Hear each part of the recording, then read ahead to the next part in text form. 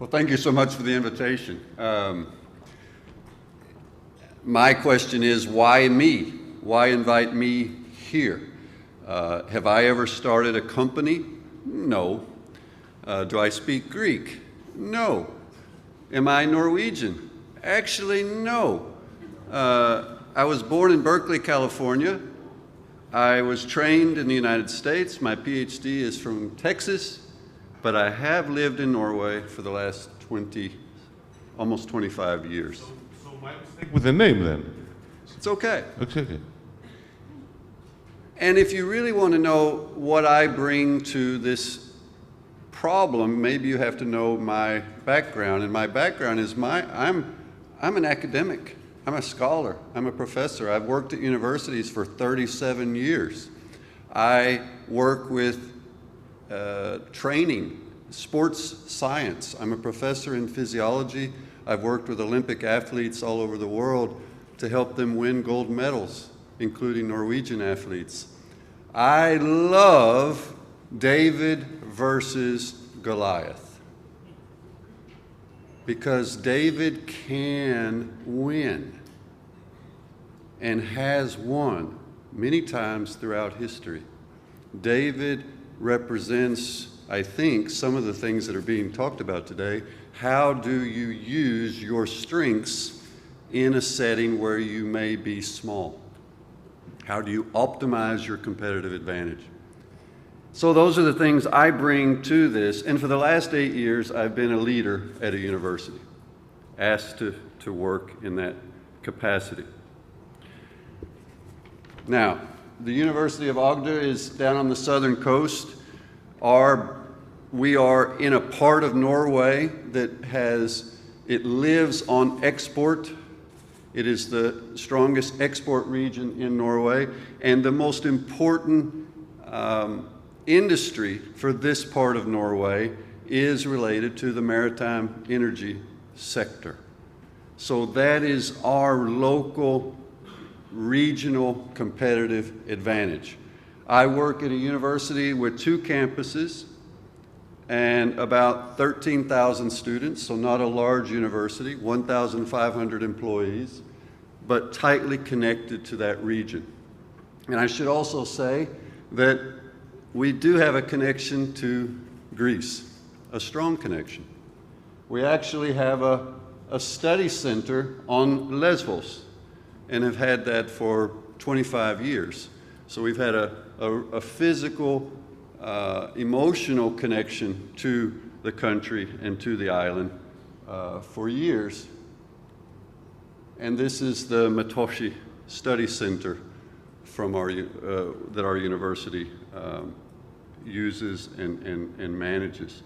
So this is important, and I think you'll see, if the next slide, that it has inspired us very directly. These are the logos for our university. It started in 1994. This university has its roots back to the 1800s, but as an organized college and then university, it was established in 1994, so a very young institution among universities that live to be 1,000 years old. And I think you might see something there that comes from here. Clearly, the inspiration for what we believe is important for a university, that solidity, the column, the Greek column is there. And this is kind of where I want to start, because now we go into this issue of what universities stand for. What are we good at, and what are we not particularly good at? This symbol I like. This is our symbol. They've changed it a bit because it wasn't digital enough, but there are 2 key elements that summarize this discussion for me. One is on the right, the column, the famous Greek column that we see throughout the world and represents this idea of solidity, of an unchanging trust in knowledge and the process by which that knowledge is acquired, an authoritative source of knowledge. That is what we have learned to expect from universities, I hope. And then on the other side, the water, partly it was geography, but a lot it was about change, about challenging what we think is true, about being more dynamic, being willing to change. And it's this dynamism, this balance that we're really talking about today. And we're really talking about in terms of what universities are expected to do in society today. The expectations on Norwegian universities have changed. We are expected now to fundamentally contribute to solving some big problems, some big challenges in society. So we have this. On the left is the traditional university, on the right, ugly industry, you know, and that's how it often feels as a university, is we kind of take a distance from the private sector. On the left, we have academic freedom. That is our motto. Freedom to study what we want to study. Open exchange of knowledge. As soon as we know something, we want to publish it, give it away, get people to talk about it or read it at least. New knowledge, safe jobs. Most people who work at universities kind of like the idea of getting their paycheck every month right on time. And they're not particularly risk-taking in their mindset. So there's almost a genetic bias that the university attracts people who are low risk takers, risk adverse. Not in our heads, but in our way of having a job. But we like to do risky experiments. We like to think in risky ways. We like to study hard theories and difficult challenges, but then we want to be able to make sure we get paid at the end of the month. We focus on the validity of the work we do, not how long it takes to do it. And we usually get our money from the government, federally funded, particularly in Norway. The entire academic system is funded by the government. Now, what about the industry side? Well, knowledge is something that we hold on to. Those are secrets, intellectual property, proprietary. So, you are either, or you said take. Oh, I better take this because I like to move around. I'm a. Oh, fine with that. Okay. Air conditioner doesn't. We cannot hear you down there. Okay. Do you hear me now? Yeah, much better. So on the private sector side, it's proprietary information. Intellectual property is something that you want to protect because it represents value for you and your company. Return on investment is how you are measured. You do small experiments that don't put too much financial risk at stake for your company, but your jobs are vulnerable. So it's the opposite of my university world. You're interested in time to market, acceleration. Let's get this done because you have a competitive window. And if the window is lost, you're out. And of course, you're often self-funded. So those are some pretty big differences. And in a way, it's like worlds colliding. But if we look at these two as symbiotic, if we look at these two worlds as each having skills and drivers that make them very good at what they do, and then we put them together, then we think we have potential to solve big challenges in a better way. Now, there is a term that's being used about the challenges that we're facing as a society globally, also in countries like Norway, and often regionally, and that is wicked problems. What makes a wicked problem wicked? Well, often part of it is that the problem is caused by the same people that are now being asked to solve them. And this is sometimes in a good or bad way. Obviously, climate change, that's our fault. And now the same people who made the problem are being asked to solve it. That can be tricky. But also, healthcare. In Norway, the Norwegian healthcare sector is under crisis because they're pretty good at what they do. People live longer. They live longer with more complex health issues, which puts a greater burden on the same system that has been built by the healthcare segment. There are multiple stakeholders in wicked problems, and that makes solving them complex as well. So universities certainly are not able to do it alone, but neither is the private sector. I think I have to point this way. The solutions often require big investments, but often the solutions are being, the problem is that we don't have the money. So there is a catch-22. The solutions are often hard to test without implementing them. And that's a challenge, because then often implementation, only after you've implemented with big expense do you see some flaws in the product. And that is the wrong time to identify a flaw. The solutions will create new problems. If we, for example, change healthcare, make our healthcare more digital, it will introduce new issues such as data security that weren't present before when we worked in an analog way. So solutions will always result in new challenges, and this does not stop. There is not a stop point where we can say, finally, we solved the problem. So these are wicked problems that we have to work on together, and these are some of the characteristics that we've struggled with to say, how do we make this work, and what is our role as a university?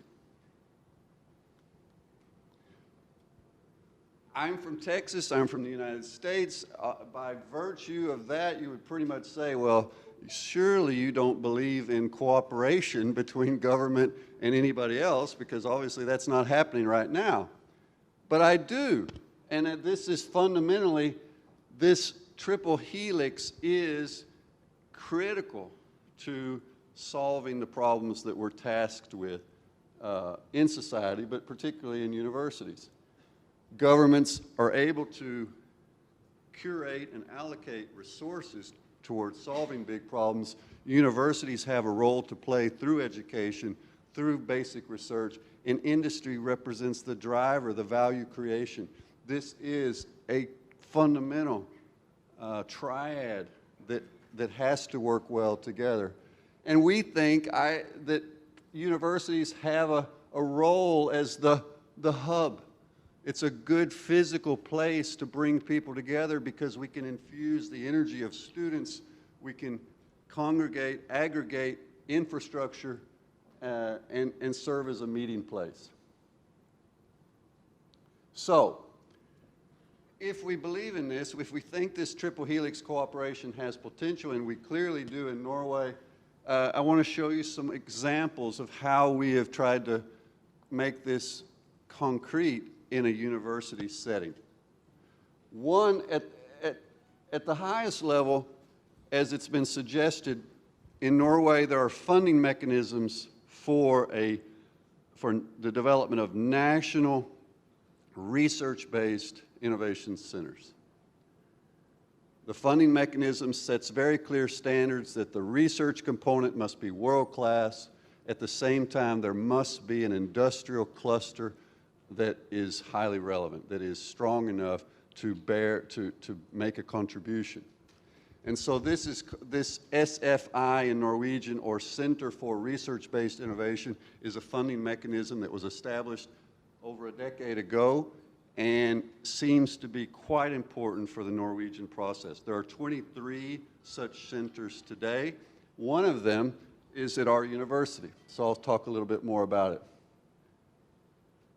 I'm going to talk also a little bit more about more local, regional cooperation that can also ultimately have a national value. And then I'm going to talk more about bottom-up initiatives that we think are extremely important. Just the local interaction between scholars and the private sector. So if we start with the national funded partnership, one example that I can bring is from this sector. Again, this is where I live. This is what, if you happen to be in the market for an oil platform anywhere in the world, you come to the part of the world where I live. 95% of these kinds of platforms are designed and delivered from that part of the world. So there is a tremendous aggregation of knowledge and technology over 50 years that has emerged from the discovery of oil in the North Sea for Norway. There is a brain power aggregation towards solving extremely hard problems to be able to drill 3,000 meters under the ocean under very tough conditions. And let me say, that's a nice day on the ocean. Sometimes it looks more like that, but the work has to be done. The oil has to be pulled from the sea or the gas. And so one of the big goals for this sector not only is to diversify, to move out of oil and gas, but also to make it safer. Over decades, this has been a very dangerous place to work. And you can almost see that from these pictures. So one of the goals is to move towards more autonomous operations. In our part of Norway, we were able to aggregate, use a global center of excellence within marine and offshore technologies, get companies that all are essentially competitive with each other to cooperate, and then connect to universities, both in Norway, in Denmark, in Germany, around this fundamental vision of autonomous operations. Very clear challenge, and this is pretty important, is defining the goal.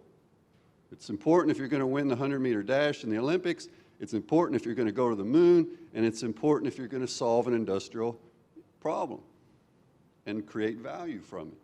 Clearly define your goal. Now, how do you get companies to work together that are essentially competitive? One thing you can do is you can focus on what's called pre-competitive technology development.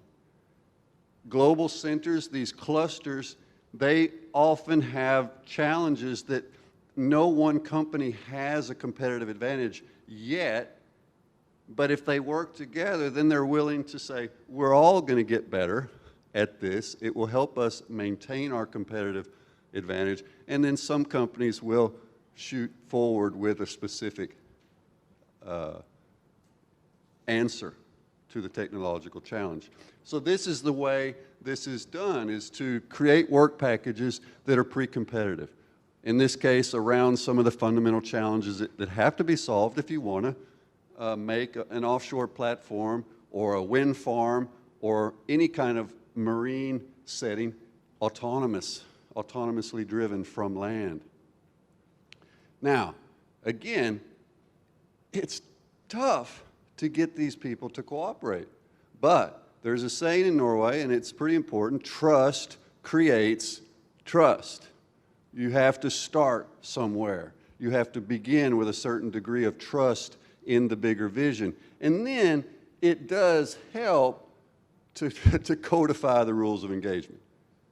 It's no joke. We used 50,000 euro in lawyer fees just to codify exactly what the rules of engagement were, patent rights, and so forth. Do that work up front so that there are no surprises. And then it's possible. Who can publish what, when, and so forth. What is as long as you make those rules and put them down up front, then these different groups, academia, competing industries or companies, can work together. Now I want to show you one of the things that we can do is we can share infrastructure.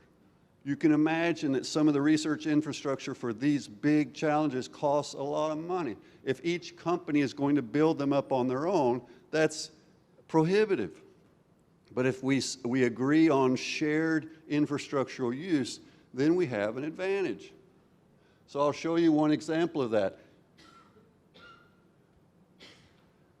out on the ocean, the oil platform is moving up and down with the waves. And the ship that comes in to offload supplies, it's also moving up and down with the waves, and they're not always in synchrony. They're not dancing together. And so how do you simulate this? And how do you create mathematical algorithms that can be used to control that red boom so that that object there, do you see the tire that's not moving at all in relationship to the other platform? Do you see that? I got to show you. Here, whoops, there. That is being controlled in real time so that it does not move relative to that ship, and that's a lot of math, folks. That's theoretical research. That's basic research in the algorithms for this control mechanism. But there is a very clear connection to an industrial need. So the moving from the basic science to a competitive advantage is shorter. That's part of the plan. That's part of the necessary goal with bringing academia and the private sector together. Letting them share infrastructure, letting research environments work together, but then quickly moving it into a value creation.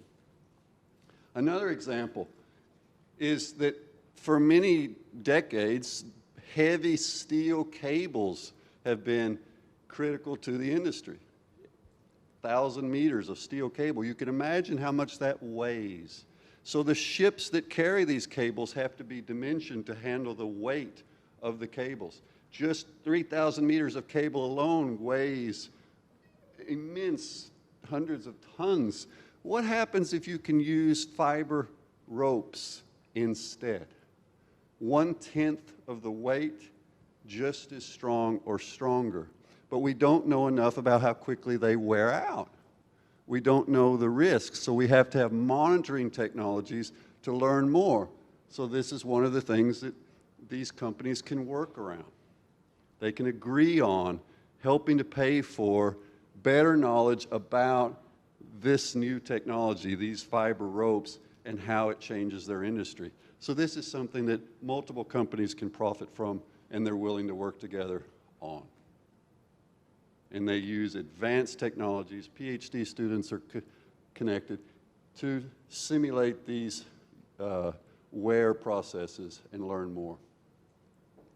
So that's one of the things that we can do. We can bring industries together, work with scholars, work with PhD students around transforming basic knowledge to competitive advantage as quickly as possible. Reducing the time from a publication in a journal to a product that is being sold on the market. Now, another example that is relevant for our university is that we are part of a region. And if it goes poorly in the region, if the region struggles economically, that's bad for us as a university. If we can't attract good brain, the best brains, that's bad for us and it's bad for the region. So we're motivated to work with the region and with the regional private sector ecosystem. It's mutually symbiotic. Within our region, one of the big goals is to diversify. Our region is too dependent on the offshore sector. It's strong, but when it's going badly, wow, the loss of jobs can be tremendous. So how can we, as a university, facilitate that? One way we decided was we said we can build infrastructure to help small and medium-sized enterprises also automate and take on the advantages of industrialization 4.0. How can we help them to be more competitive while at the same time giving our scholars access to the best of infrastructure? Is there a way to do both at the same time? So we built the Mechatronics Innovation Laboratory on our campus. It is for industry, but also for our researchers. It is organized as a separate business. So our university board established a company, a corporation with its own board, and owns that company, and now has a part owner as part of a national research organization. The university owns the Mechatronics Innovation Laboratory and then buys or leases 25% of its capacity for its own researchers. 75% of the capacity is then available to private sector, to companies, large and small, that are able to come in and use the infrastructure to test out new solutions, to find out what types of robotics they need to use in their own process industry, or whatever it may be. The building itself, we financed as a university. Our university campus that this is built on is a public-private partnership. The entire campus is owned by a shipping family. You guys have heard of shipping families, I believe. But this shipping family has moved a lot of their equity over into development, into real estate development, and they have funded building this facility. We lease from them. So this is the only, at least in the university setting, the only public-private partnership in Norway that I'm aware of. And we were able to, by putting our investments in, by getting the region to cooperate around this, we were then able to also secure funding, a one-time funding for equipment to go into this facility from the national government. Now, what's in the facility? This is the main, there's many labs and so forth, but this is the main one. A lot of technology is built into the walls, built under the walls, in the floor. The floor itself is built to tolerate 1,000 tons of force because of the testing requirements. The building has its own hydraulics facility, its own electrical facility, its own data processing facility. Again, all to be able to support the needs of the industry. Additive manufacturing, 3D printing, the most advanced, or at least some of the most advanced machines in the world are in the building for these companies to use. The printer on the right is now being purchased by Boeing and placed around the world because they can then print parts there and then for their planes. So they're strategically placing this particular machine at different strategic locations around the world. Robotics, this is just a sample of some of the robots that are invested in and placed in the building. Why? So that small companies can come in and say, all right, we have this process. If we're going to stay in Norway and not have to outsource or move out, and we want to, with the high costs that we have to become more efficient. Which robots do we use? What is the appropriate way to integrate automation into our process? And we can help them. This company, this innovation lab can help them. At the same time, our researchers have access to this infrastructure as well. And here's what's interesting. We had to pay for this. The government did. But because of the gravity, you might say the gravitational pull that is created by having this much infrastructure in one place, what do you think happens? Other companies want to put their equipment in this building, and they'll do it for free. Because now their equipment is on display for exactly the companies they want to sell to. So now we don't have to keep investing more money in upgrading the infrastructure. The industry is going to do it for us because we've created a wonderful place for them to collaborate with potential clients. Motors, drives, we have specialized facilities for the offshore industry to do testing. Again, these companies that are competitive with each other share testing infrastructure. remote manufacturing, 3D scanning, climate chambers, and so forth. So a lot of infrastructure is available for companies. Machine vision. And we also have a strong artificial intelligence center. And for them to be successful, and for artificial intelligence algorithms to be developed, you have to have tremendous computational power.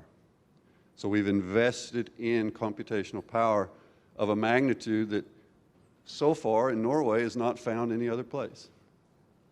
So this is part of our effort to create an environment that can give companies competitive advantage. At the same time, it makes our research environment attractive.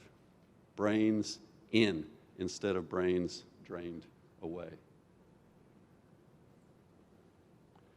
And then, I come from a different world, or at least my training is more related to health and the physiology.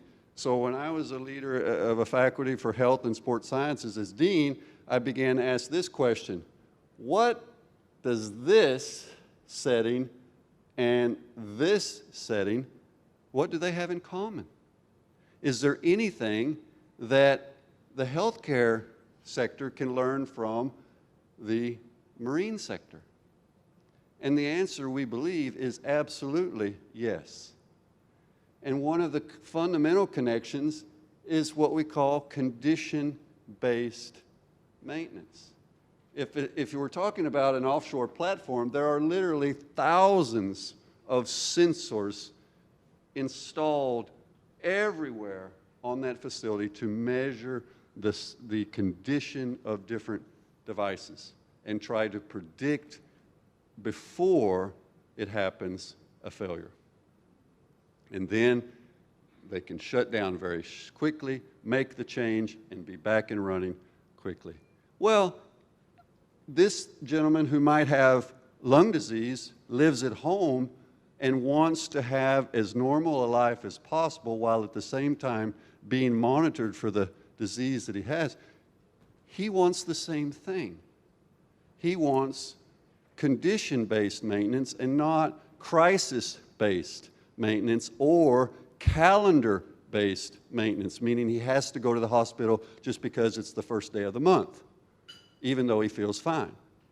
So we can transfer some of these technological advances from one industry to another if we work together.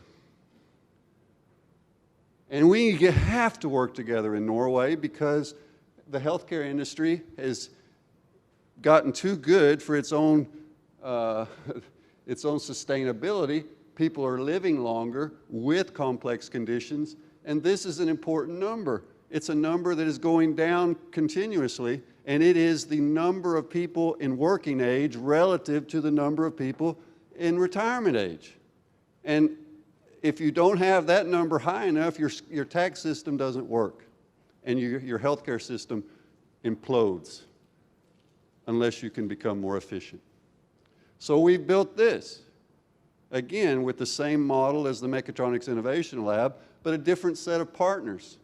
This time we say, oh, we need the municipal healthcare in the building. We need the hospital people in the building. We need the researchers in the building. And we also need users, the patients. We need a patient pool, a representative of different conditions that can come in and help us test new technologies. So we're building laboratory infrastructure specific to healthcare technology integration. But this is only a 2-minute walk from the Mechatronics Innovation Lab. And that's important because we believe there will be innovation crossover. The mechatronics people have a toolbox. The researchers there have a skill set, and they say, hey, give us new problems to solve. So we say, okay, I got your problem. And we create infrastructure for them to be able to work with students, with the healthcare industry. That's the goal. And then finally, some of the best innovations, some of the most exciting work comes from just individual scholars and students with good ideas. And we have to create mechanisms to support those initiatives. bottom up. One example is Align Racing. It is an international competition around building a race car based on very specific criteria. There were 2 students from our university that said, hey, it would be fun to build a car. And 2 years later, this organization now is formed, over 60 people, a student company. They build a race car, they compete.